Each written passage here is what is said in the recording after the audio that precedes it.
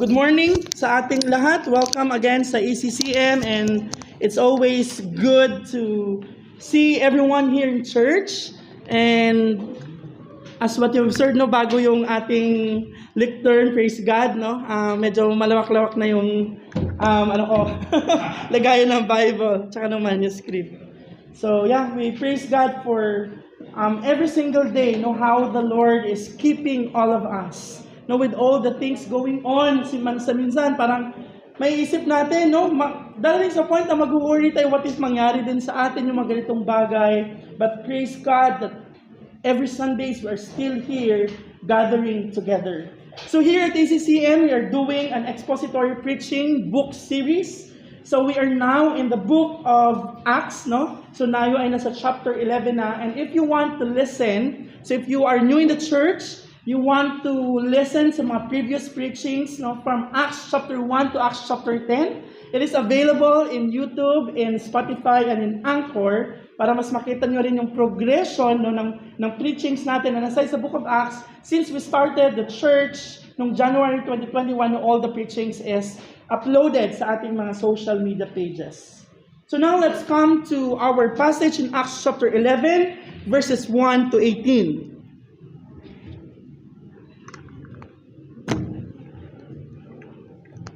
So I'll be reading in English Standard Version, Acts chapter 11, verses 1 to 18. Now the apostles and the brothers who were throughout Judea heard that the Gentiles also had received the word of God. So when Peter went up to Jerusalem, the circumcision party criticized him, saying, "You went to uncircumcised men and ate with them." But Peter began and explained it to them in order. I was in the city of Joppa praying, and in a trance I saw a vision, something like a great sheet descending, being let down from heaven by its four corners, and it came down to me. Looking at it closely, I observed animals and beasts of prey and reptiles, and birds of the air. And I heard a voice saying to me, "Rise, Peter, kill and eat." But I said, "By no means, Lord, for nothing common or unclean has ever entered my mouth." But the voice answered a second time from heaven, "What God has made me clean, do not call common." So this happened 3 times, and all was drawn up again into heaven. And behold, at that very moment, 3 men arrived at the house in which we were, sent to me from Caesarea. And the Spirit told me to go with them, making no distinction. So these 6 brothers also accompanied me, and we entered the man's house, and he told us how he had seen the angel stand in his house and say, "Send to Joppa and bring Simon, who is called Peter. He will declare to you a message by which you will be saved, you and all your household." As I began to speak, the Holy Spirit fell on them just as on us at the beginning. And I remembered the word of the Lord, how he said, "John baptized with water, but you will be baptized with the Holy Spirit." If then God gave the same gift to them as he gave to us when we believe in the Lord Jesus Christ, who was I that I could stand in God's way? When they heard these things, they fell silent, and they glorified God, saying, "Then to the Gentiles also God has granted repentance that leads to life." Let's come to the Lord in prayer again. Ama namin sa langit, magpasalamat kami once again for bringing us before the preaching of the word today. Nawa po, Lord, nabigyan niyo po kami ng humble heart that we may receive your word, and with conviction by the Spirit, Lord, we will be applying these things na matutunan namin from the truth of this narrative story. Lord, we entrust to you our time together. We give you praise and glory in Jesus' name. Amen. Let's begin by asking ourselves this question.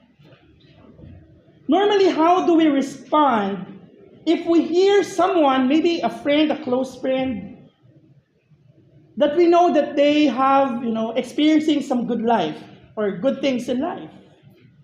For example, a classmate got high grades than you, or maybe a classmate or ka-office mate na promote, no? Nagkaroon siya ng magandang position sa company. Or maybe kapatid mo, kapitbahay mo, nakabili ng bagong sasakyan o ng bagong house and lot. How could you respond? No? Normally, jealousy ba? Or minsan, di ba? Questioning pa, saan nanggagaling yun? Kasi nag-cheat yan, or unrighteous na yung ginamit, or wala lang, no reaction. Or pwedeng, we are also celebrating with them. How about if we hear some good report about ministry work? Or maybe you have known someone na parang it seems like ang tigas na kasing tao, o lahat naman tayo matigas. No? Na parang feeling mo imposibleng maging Christian tapos nakita mo, wow, no, naging Christian siya. How would you respond as well? Sometimes, time will tell. Baka wrong motives lang yan. No? Tignan natin kung magpapatuloy yan. Or, doubtful tayo, hesitant tayo, questioning, or sometimes pride. Nauna naman ako eh. No?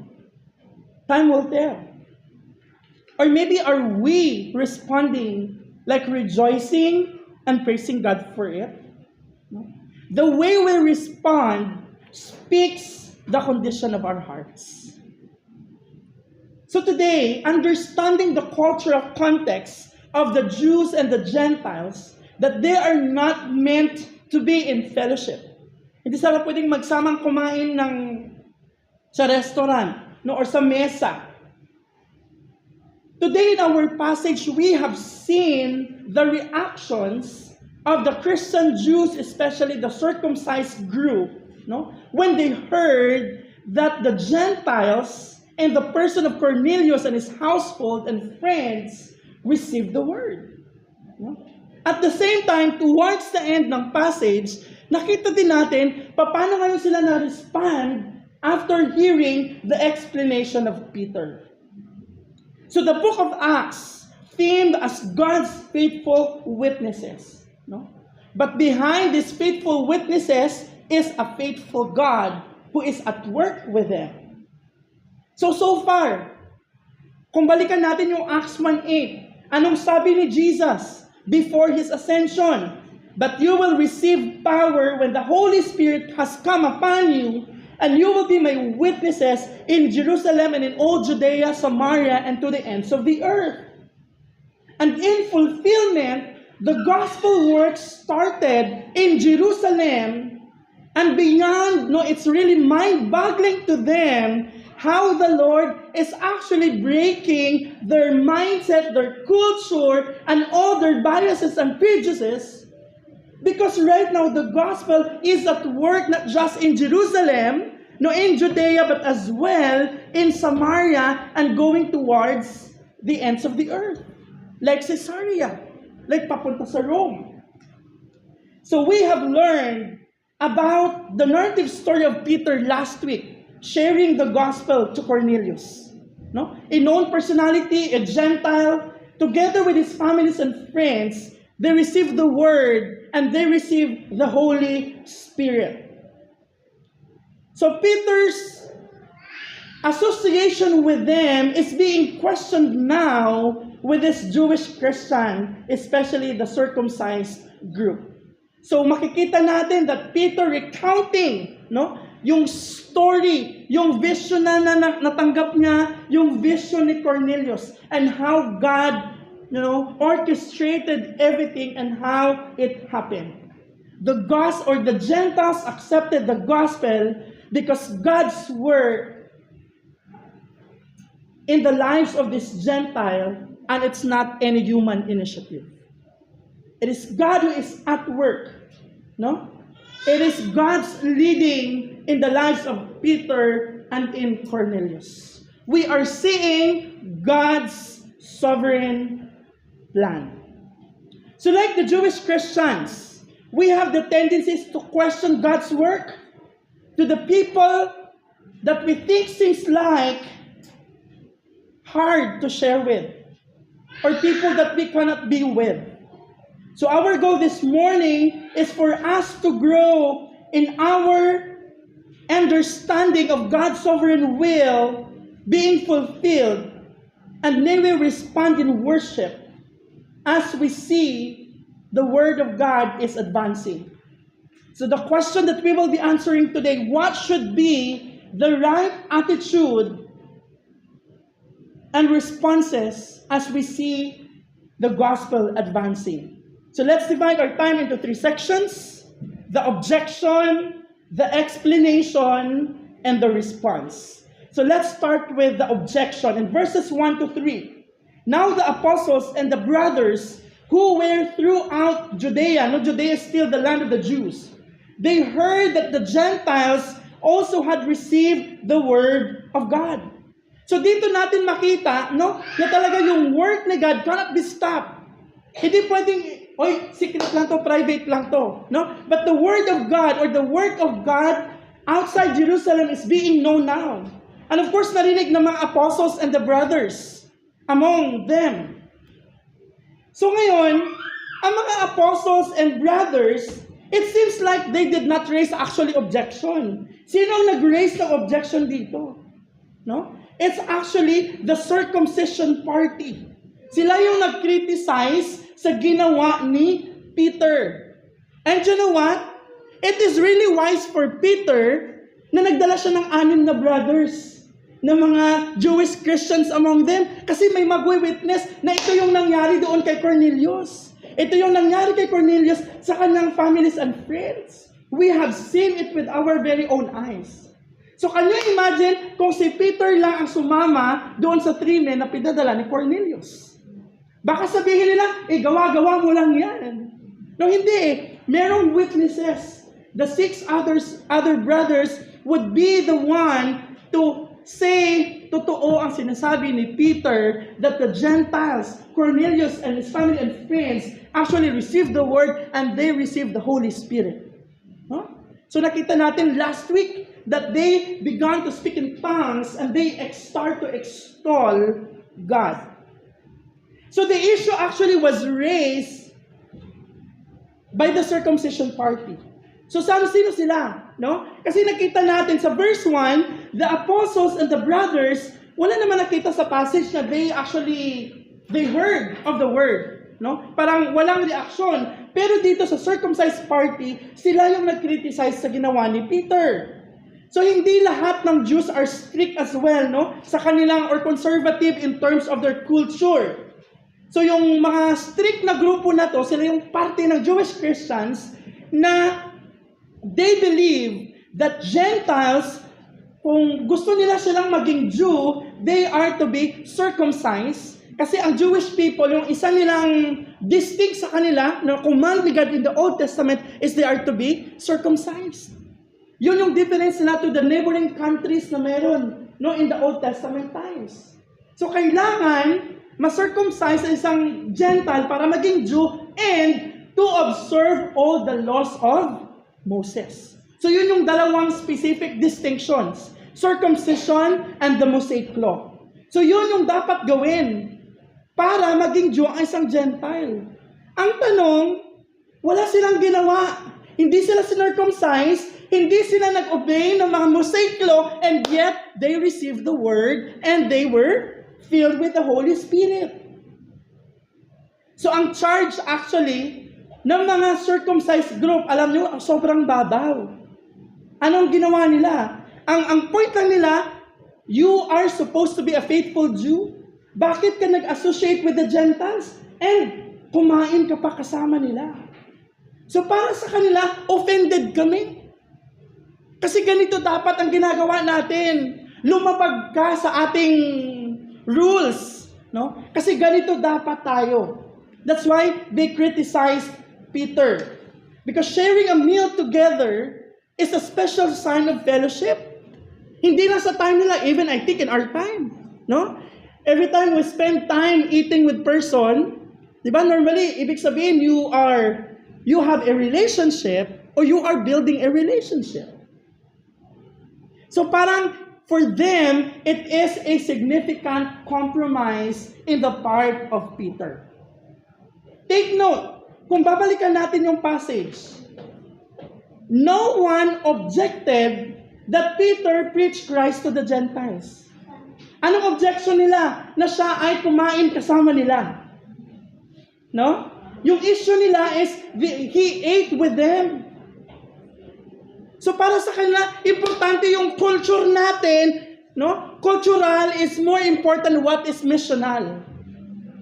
So sometimes, alam mo yun, tayo pag sumama ka sa unbeliever, sumama ka sa ganitong klaseng tao, sometimes meron tayong question sa mind natin, okay ba to? Allowed ba to? Kung ang purpose mo na sumama ka doon sa kanila, makipag-fellowship ka with the purpose na mag-enjoy kung ano ang ini-enjoy nila, then there must be a problem. Pero if you are taking time to sit down in a table because with the thinking that it is missional, you want to share the gospel with them, I think there's no problem with that. No? Ito yung nakita natin dito. Hindi lang si Peter actually nakikain kasama yung mga Gentiles. He was there to preach the word, no? To preach the gospel of the Lord Jesus Christ. So yung objection ng mga circumcised group na to, no, is not actually yung concern nila is not about what God did, but what Peter did. So yung nakita nila masyadong mababaw. Ang nakita lang nila, ang ginawa ni Peter, hindi nila nakikita anong ginawa ng Diyos sa buhay ng mga Gentiles na to. Diba? Kasi kung narinig nila, they received the Word. They received the Holy Spirit, then there must be something. Pero kinisa, bakit ka kumain kasama sila? No? You see now the lenses where they're coming from? Nakikita nila yung culture lang, yung human standards, yung human limitations na nakikita nila. Hindi nila nakikita on the lens, this is the Word of God. No? Sa buhay ng mga Gentiles. So binago dito, no? Binabago ni Lord, binasag ng gospel, ang mindset, ang culture, ang pananaw ng mga Jewish Christians. No? You don't have to become a Jew first and put yourself under the law of Moses para maging Christian. Ang nakita natin dito ngayon is you just have to repent and believe in the Lord Jesus Christ and you can come to Jesus. So we are now seeing the difference. No? It's not about any more circumcision. It's not about obeying the laws of Moses. It's about repenting and putting your faith in the Lord Jesus Christ. Why? In Matthew 5:17, anong sabi ni Christ? I have come not to abolish the law, but to fulfill the law. And Christ fulfilled everything. So we are seeing now the grace of God in the preaching of the gospel to the Gentile world. No? Nakaka-amaze. Dahil binasag nga ng gospel yung thinking na to sa buhay ng mga Jewish Christians. And another thing na binasag sa kanila ni Lord, yung iniisip nila na magkaiba kami, hindi kami pwedeng magsama. Now, with what's happening now, it seems like God is telling them, you have to receive your Gentile brother and sisters as full members of the family of God. They are not inferior to you in any way. You have the same equal footing. Romans 1:16, I am not ashamed of the gospel, for this is the power to salvation for the Jews first and then to the Greek. Pare-pareho lang, equal. Kanina binasa natin sa scripture reading sa Isaiah 56, even in the Old Testament, there is already a prophesied word in the Old Testament about the salvation of the Gentile world, of the foreigners. The inclusion of the foreigners to the salvation plan of the Lord.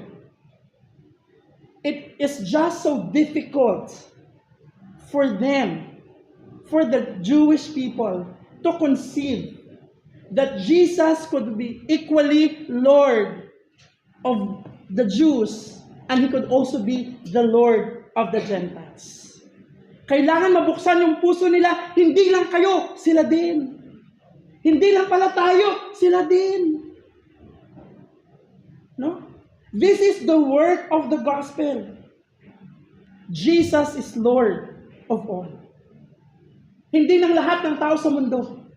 Because there are some who would not, who would reject the gospel. But Christ must be known to all. Christ must be preached to everybody. So hindi lang tayo. We have to open our minds now. Meron pang mga LGBTQ na isi-save si God. Meron pang mga corrupt officials na isi-save si God. Meron pa siyang matigas na CEO na manager na isi-save si Lord. Meron pa siyang cheater na kaklase na isi-save si God. Meron kayong kapitbahay na marites na isi-save ni Lord. Saang parte man, ito yung dapat mabuksan yung isip natin. Hindi lang tayo, meron pa. Praise God, merong mga nauna.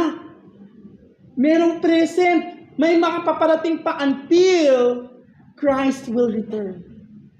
Friends, as long as hindi pa nakakabalik si Lord, this is our mission. More than our culture, our preferences, we need to think about being missional. That the gospel must be heard by all. Kasi lahat tayo pare-pareho. Equal footing tayo before the eyes of God. Mayaman, mahirap, may pinag-aralan or wala. Malaki ang sahod or maliit. Night shift ka man, day shift ka man, pare-pareho tayong makasalanan sa mata ng Diyos. So we need to hear the word.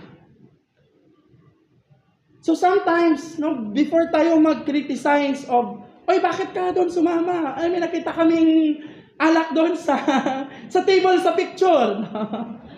So I think we need to be wise as well.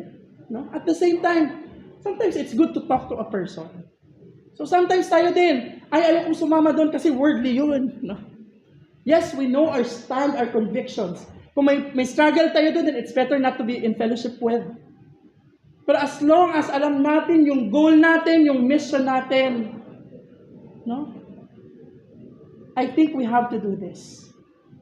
We have to stand firm in our faith. No? And we have to preach the gospel to people. So now, after na na-criticize, na-question si Peter, punta tayo sa kanyang explanation, verses 4 to 15. So verses 4 to 15, it's like a retelling of, yung previous chapter, yung Acts chapter 10, verses 9 to 43, about the vision of Peter, nung siya ay nagugutom, nung tanghaling tapat siya ay nagpipray. Tapos si Cornelius naman, on the other hand, nagkaroon din siya ng vision na kailangan niyang pakuha si Peter doon sa Joppa. No? Both of them received a vision from the Lord.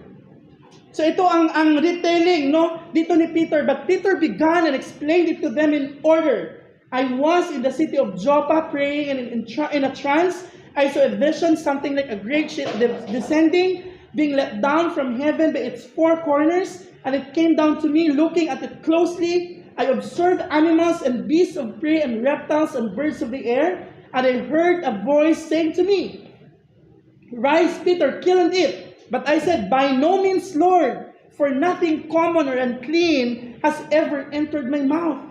But the voice answered the second time from heaven, What God has made clean, do not call common. This happened 3 times, and all was drawn up again into heaven. And behold, at that very moment, 3 men arrived at the house in which we were sent to me from Caesarea. And the Spirit told me to go with them, making no distinction. These 6 brothers also accompanied me, and we entered the man's house.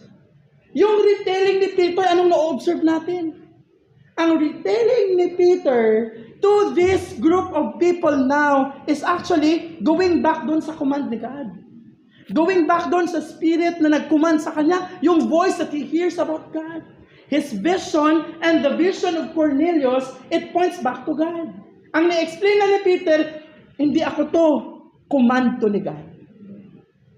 So wag na akong i-criticize because I am just obeying what the Lord told me to do. Kaya dito natin makita that the salvation of the Gentile world, it's not a human idea. It's not a human initiative. I feel lang natin, sige ilabas natin. No, yung mga apostles hindi. It was the very command and word of God for them to preach the gospel to the Gentiles.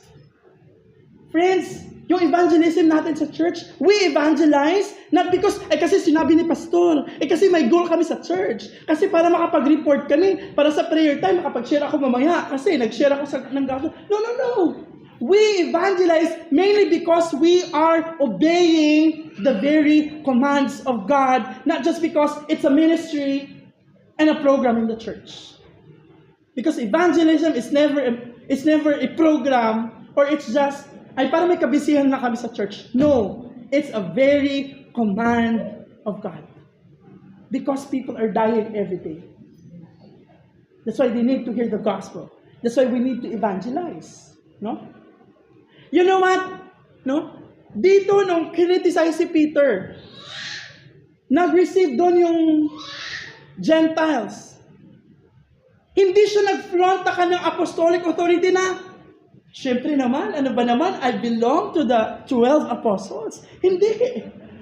No, hindi siya nag-say something about himself. He pointed that back to God. This is what God says. Ito lang. No? So friends, the moment even we share to other people the things na ginagawa natin, no, we are not flaunting na kasi available ako, kasi magaling na ako mag-share ng gospel eh.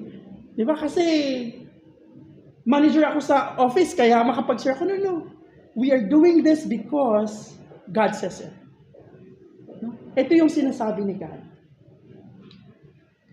So makikita natin yung emphasis, no? Yung importance why si Luke or si Peter has to retell the story and point them back. It is God's idea.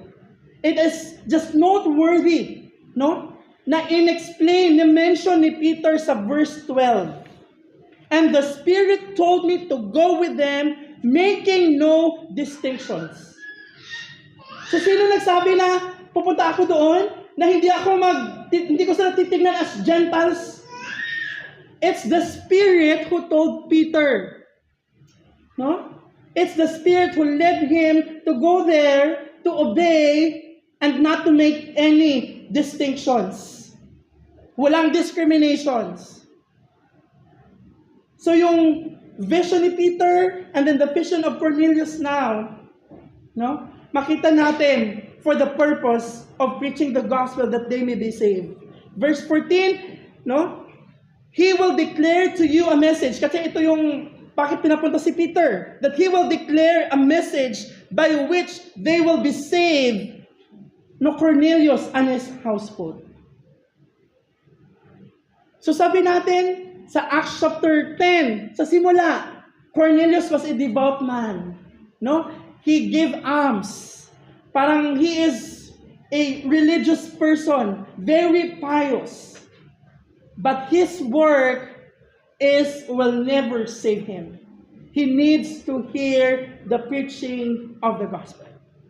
He will be saved and his household when they heard the gospel message.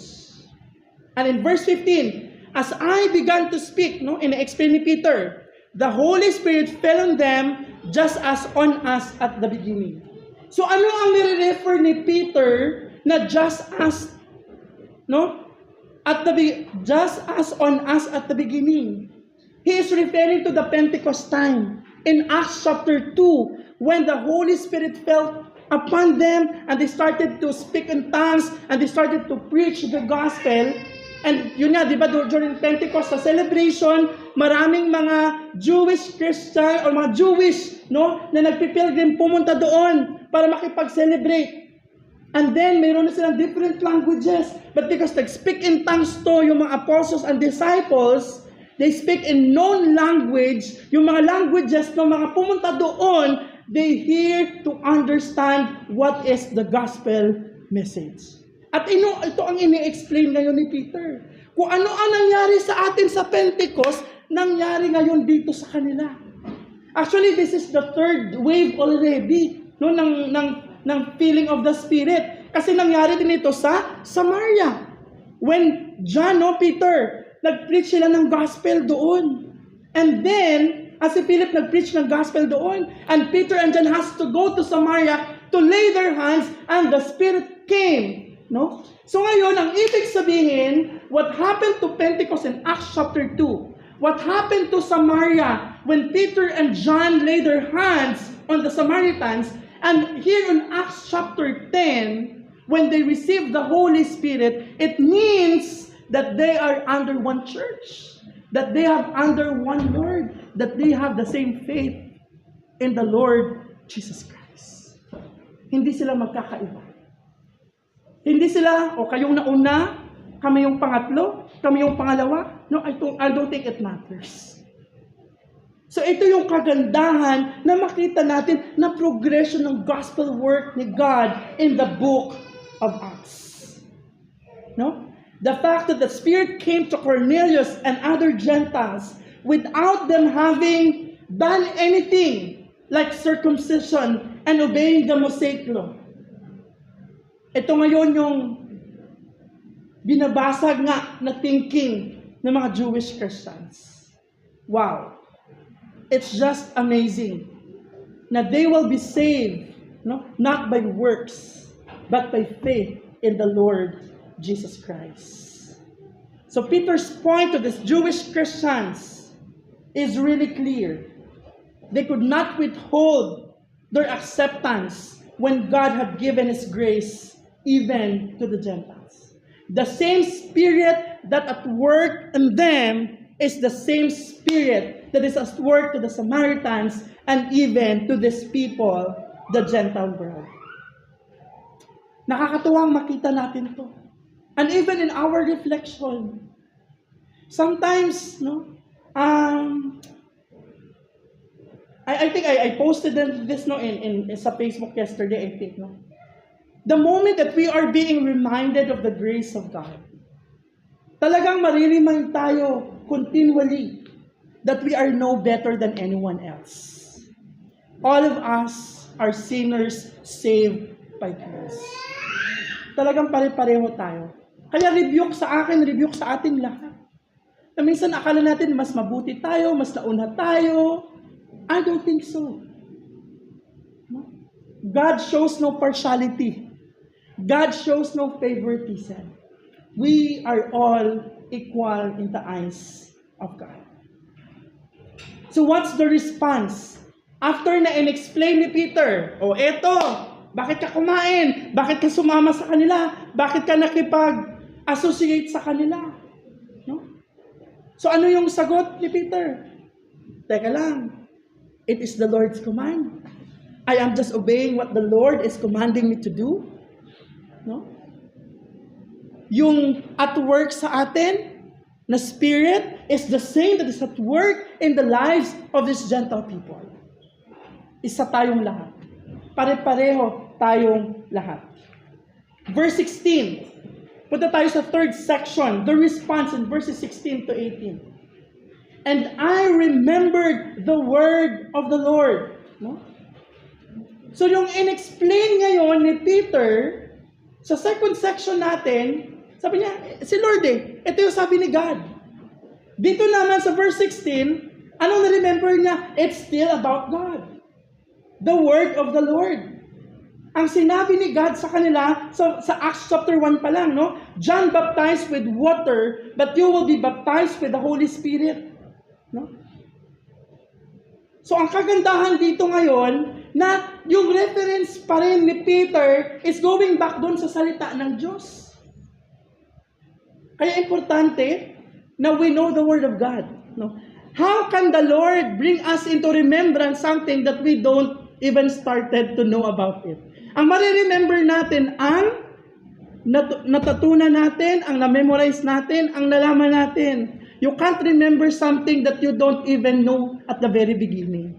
So ibig sabihin, naalala niya talaga kasi sinabi talaga ni Jesus before His ascension. No? Sa Acts 1:4, and while staying with them, He ordered them not to depart from Jerusalem, but to wait for the promise of the Father, which He said, you heard from me. For John baptized with water, but you will be baptized with the Holy Spirit not many days from now.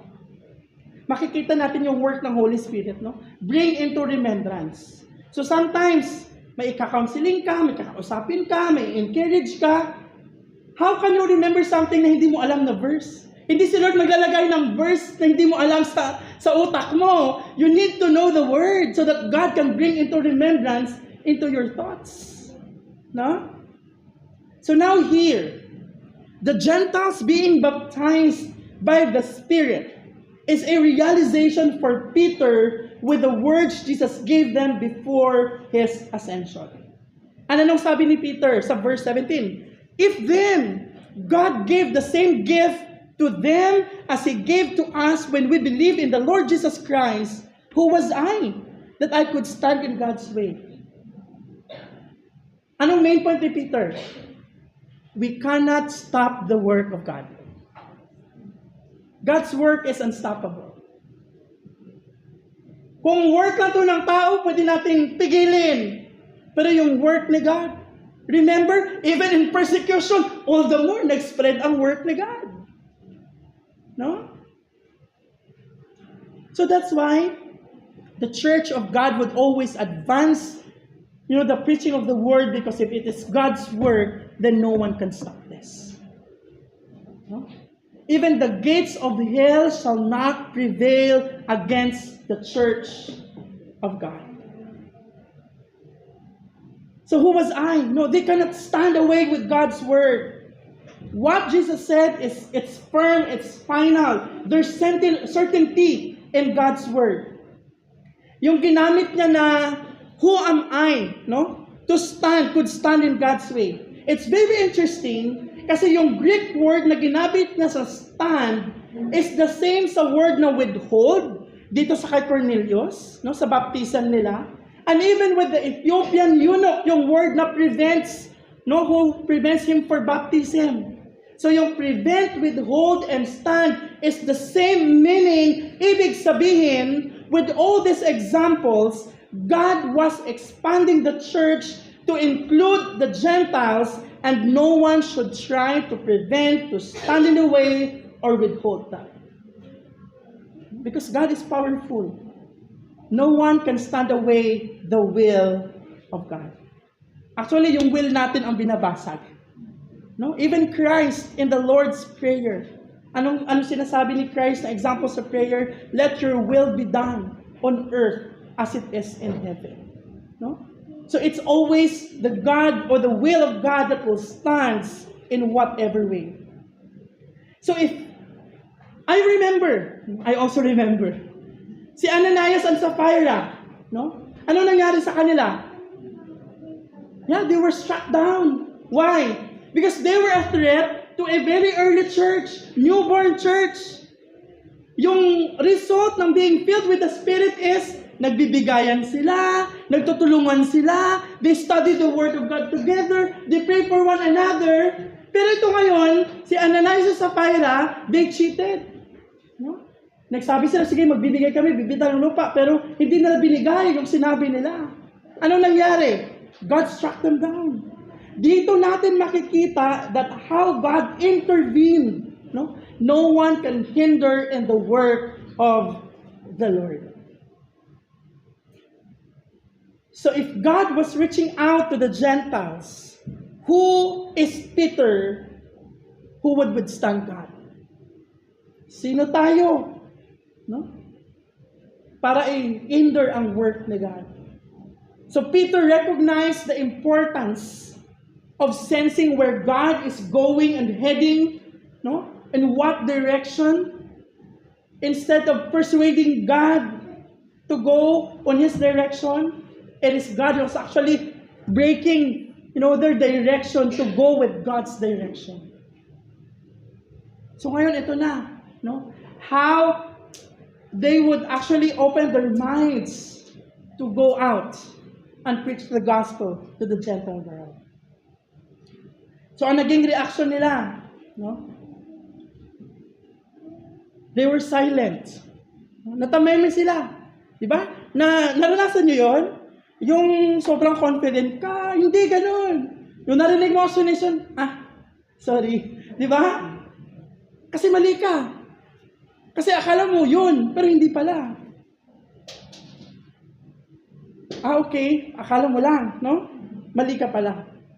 They were silent, no? Sa verse 18. And then they glorified God. They honored God. Worshiping God is the expected response the moment we realize that it is God who is always at work. No? Ngayon, kasi sa time nila, it's very significant na ang Gentile maliligtas. Yung Gentile, Lord din nila si Jesus Christ. Yung Lord ni Abraham, Isaac, and Jacob, Lord din ng mga Gentiles. Kasi, di ba, balikan natin yung Old Testament. Anong sinasabi sa mga Jewish? Pinag-aaralan natin ngayon yung Book of Joshua. They are not even to intermarry. No? They are not to mix with them. Dapat naka-fix lang sila kay God. Hindi sila pwedeng mag-associate with the neighboring nations. Because the Lord will judge them. But now, anong nakikita natin? How is this possible?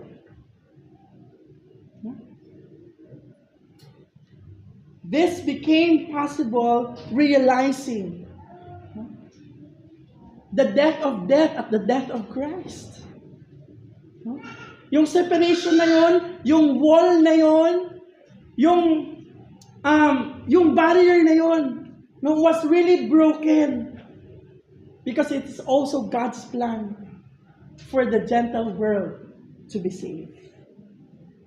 Although ngayon, it's taken for granted na. No? Tayo, Gentiles din tayo. No? Pero siguro sa context na lang na pag may isang sinner na na-save, we would really praise God. So every time we hear a testimony, someone share the gospel to another person, no? How are hearts responding? Even the angels are rejoicing, no? Even for just one soul, repenting of sin and putting faith in the Lord Jesus Christ. This is a shocking admissions or yung situations in Jewish history. But we have to understand, as what I've mentioned, even in Isaiah 42, in Isaiah 49, in Isaiah 56 na binasa natin today, there's a salvation plan even for the foreigners, for the Gentiles. And the foreigners who join themselves to the Lord, to minister to Him, to love the name of the Lord, and to be His servants, everyone who keeps the Sabbath and does not profane it and holds fast my covenant, this I will bring to my holy mountain and make them joyful in my house of prayer. Their burnt offerings and their sacrifices will be accepted on my altar, for my house shall be called a house of prayer for all people. The believers in Jerusalem marvel that God has given even the Gentiles this gift, because salvation is a gift. Jewish people believe that Gentiles could be saved by converting to Judaism. Ito yung religion nila ng mga Jew. Many also believe that Gentiles could be saved simply by being righteous. But no one had believed that Gentiles could be welcomed on the same terms as the Jewish people, who had been chosen for salvation by God's sovereign grace. Friends, this is a powerful passage, demonstrating that the hearts of the Jewish Christians in Jerusalem were soft enough even to be guided and corrected by God. It is a glorious thing when God's people will allow their prejudice and traditions to be overcome by God's work and God's word. No? Dito natin nakita. It's simply the word of God and the work of God that people were saved. Tulad ko, tulad mo, tulad ng marami sa ating lahat. Who would have thought na maging Kristiyano ka o maging Kristiyano ako? Diba? Minsan napapaisip din natin sa sarili natin, who would have thought? Kasi dito sa Gentiles, who would have thought that they could also call to Christ as their Lord and their Savior? Why? The Jews, the Gentiles, you and me, we are all equal. We are all sinners. No? ang buhay natin, kung i-check natin ngayon, kahit gaano katigas ang puso natin, gaano tayo lahat na lang ng excuses, every time may mag-i-invite sa atin, may mag-share sa atin. No? Our heart is hardened. Maybe may nakapag-isip din sa atin, mahirap to, hindi to maging Christian. Mapupunta na lang to sa impyerno. But by God's grace, you are here, I am here. Andito tayo. No? Because we all deserve the judgment, the wrath, of God, because we sin against God. We rebel against the Lord. So who would have thought? Wala. It is purely the grace of God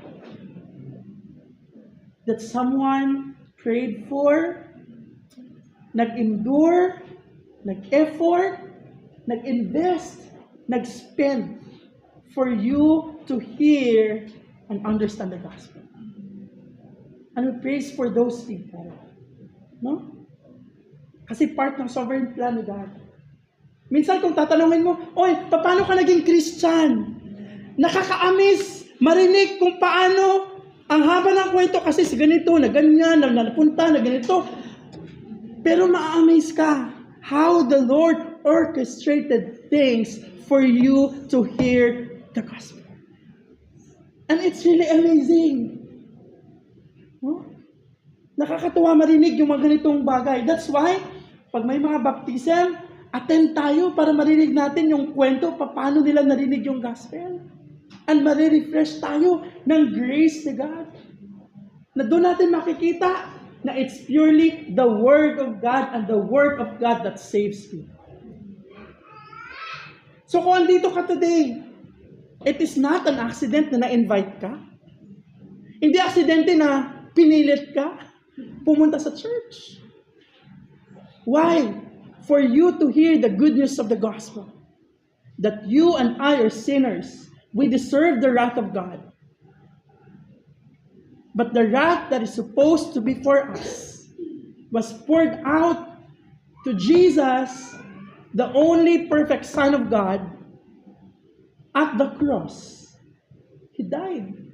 He was buried and resurrected on the third day, ascended to heaven. Anong gagawin natin para masave tayo? Knowing that this is the gift of salvation, we just have to repent. No? Ibig sabihin, magsisi sa kasalanan, tumalikod, turn from sin. And faith, believe in the Lord Jesus Christ. Ibig sabihin, as we turn from sin, we turn to Christ. No? Yung repentance and faith, hindi siya pwedeng paghiwalayin. The two sides of the coin. You turn to your sin and you turn to Christ. We repent of our sin and we believe. We put our faith in the Lord Jesus Christ. So today I pray that you would really plead before God, Lord, save me from my sins. If you want to know more about the gospel, then we can talk about, you can approach us, and we can talk more about the gospel. So thanks be to God that He rescues us from the very beginning. Kasi akala natin, ang Old Testament is about only the Jews. Ang New Testament naman, ito na about the Gentiles. No. Even in the Old Testament, before the foundation of the world, by God's sovereign choice, God chose sinners like you and me. The Father chooses us before creation. The Son redeems us with His blood. And the Spirit enables us to repent and believe in Jesus Christ. And not just that, God also will bring us safely to our eternal city. No? The church is one of the means of grace of God of keeping us until the end. Sa endurance natin, sa perseverance natin. No? Sabi ni Paul sa Philippians 1:6, He who began a good work in you, He will bring it into completion until the return of Christ. So as we end, let's consider 3 applications. Now, what should be our attitude and responses? Number 1, we need to treat people equally. No, if God, na mas nakikita ang kalahatan ng isang tao, but God would see all of us the same. How much more tayo na hindi natin alam sa isang tao? No? We need to treat people equally. Ibig sabihin, hindi natin pipiliin sino sisharean natin ng gospel. Ito, medyo mabait ito, unahin ko ito sharean. Ito, medyo matagal ito, so hindi ko man ito sharean kasi baka magalit lang ito sa akin or magkadebate lang kami. No? Hindi po tayo mamimili, hindi po tayo ang magdidesisyon kung sino ang gusto natin sharean. The command is not for you to select who to preach the gospel, but for you to preach the gospel to all people. No? O si Mavis, ilang taon siya? Ay, next time na lang, siguro pag 30 na si Mavis. No? Huwag mo antayin maging high school siya, na feeling mo makaintindi siya. At sa murang edad, we can share the gospel to Mavis. Ay, hindi ko to sharean kasi guard lang to sa company namin. Ay, hindi ko ito sila kasi CEO namin, dito makikinig. No? If God creates opportunity for us, we have to. We should not underestimate the work of God. We should not underestimate the Word of God. Kaya tayo, we have to learn this truth. Mahirap on our side, kasi human as we are biased. May mga paborito tayo. May mga gusto lang tayo. May mga preference tayo. But sinasabi natin, Christian ako, then I pray that the gospel that you are professing will break those preferences now. Why? Ikaw nga, who would have thought? How much more? Even to other people. Pangalawa, 3 letter dito, no? So treat people equally. Number 3, trust the Lord for the salvation of others. We cannot control God's work. It means that the moment we share, we don't force people. No? Na, kung sige na, tanggapin mo na. That's why we don't do altar call. Oh, please raise your hand na gustong tumanggap kay Lord. No, we don't do that. O sige na, mag-raise ka na rin ang hand. No. We share the gospel clearly, faithfully, and trust the Lord that God will work in the hearts of people. And it's also a reason na hindi po tayo ma-discourage if people are not responding. Or it seems that gusto na natin mag-give up kasi parang hindi naman siya nagbabago, ganun pa din. No? Actually, yung hearts natin yung babaguhin ni Lord. Ako, sobrang na-review ako this week. No? We were going through something sa family ko. I share this to some people, to our elders. And praise God, no, they prayed for me, encouraged me. Kasi parang, to the point, blinak ko na yung kapatid ko kasi nainis na ako, nagalit ako sa kanya, bakit ang tigas ng puso? And after that, reflecting, matigas din naman ang puso ko. Hindi ako mas magaling kaysa sa kapatid ko, di ba? So parang, understanding the grace of the Lord sa buhay natin. All the more na, sa akin, 4 years na pinag-pray pala ako ng teacher ko. So parang, if there are people who endure to share the gospel to me, then how come that I cannot trust God for the salvation of people that we are sharing the gospel with?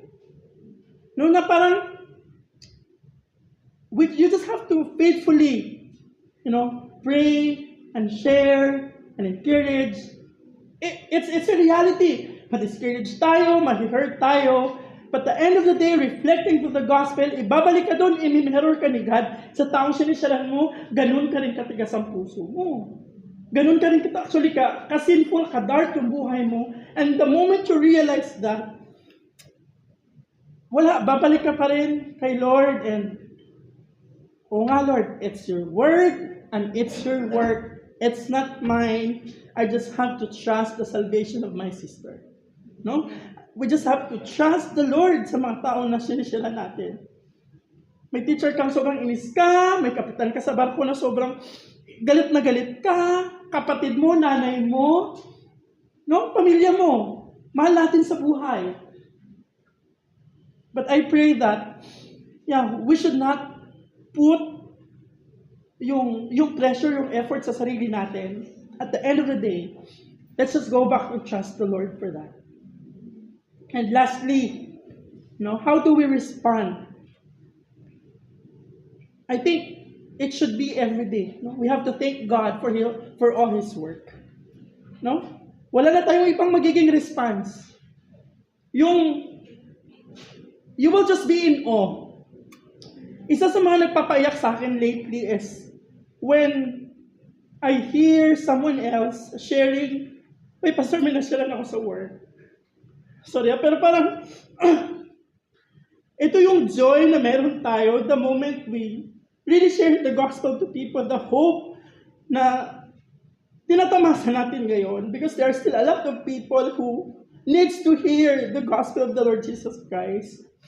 And, na parang, alam mo yun, the moment pinag-share sa atin ng gospel, nag-share sa atin that they share the gospel, naging reminder yun na God is still at work. Number 2, people are obeying God.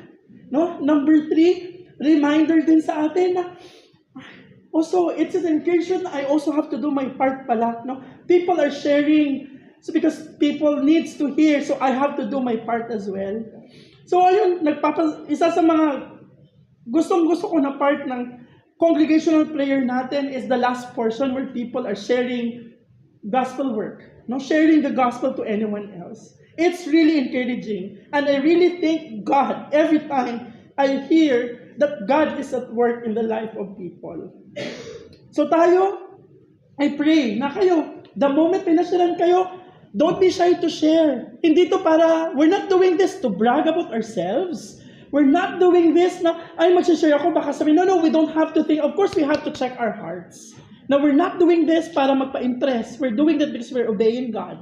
No? And we are to share this to people because people are being blessed. And we are giving people the opportunity to thank God because God is at work. No? Ito yung mga bagay na gusto nating maramdaman, that despite of all the things going on sa mundo, sa lahat ng kasamaan, sa lahat ng nangyayari, sometimes yung mga bagay na hindi natin alam na nag-i-exist sa mundo, nangyayari pala yan. No? Kung gaano nakasama ang kasamaan sa mundo. But the moment we hear someone repented of their sins, it is one of the best reasons to thank God and worship God. So friends, this is the beauty and the power of the gospel. It will change and transform us.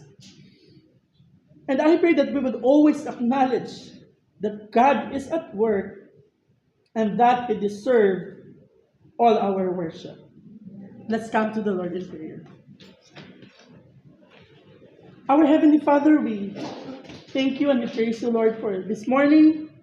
We thank you, Lord, for allowing us to see the beauty of the gospel, the power of the gospel, your word and your work, that you desire, Lord, to save people. And God, on our part, we just have to obey your command to preach the gospel. And even as we hear people declaring the gospel, we should be thankful and trusting you, Lord. And we would participate in this gospel work. And this is our desire to become an ambassador, a gospel ambassador, to witness the beauty and the peace of the gospel for dying people, for people who are bound to hell. Because the same grace that we are enjoying now, Lord, we pray that the same grace that people will be experiencing as well. And I know, Lord, that as you are at work in our lives, you will also be at work to others, people's heart, Lord. Lord, ini-entrust namin, pinagpipray namin lahat ng mga kapamilya namin, kaibigan, kakilala na gusto namin share ng gospel. Maybe we had a hard time. Lord, we thank you that this word would encourage us, that we would just do our thing faithfully, and we trust you for your sovereign work. Lord, we thank you that we can worship you, hearing your good works in the lives of the people. We give you praise and glory, Lord, in Jesus' name. Amen.